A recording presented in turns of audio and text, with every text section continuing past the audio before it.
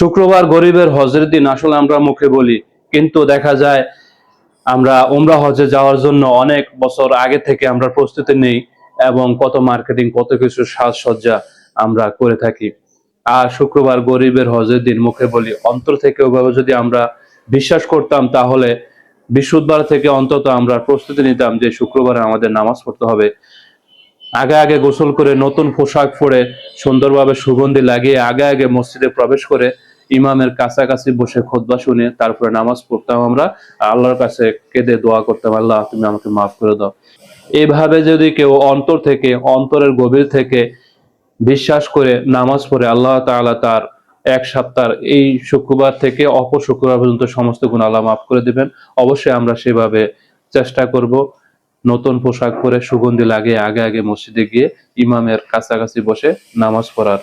আল্লাহ তাআলা আমাদেরকে তৌফিক দান করুন। আসসালামু আলাইকুম ওয়া রাহমাতুল্লাহ।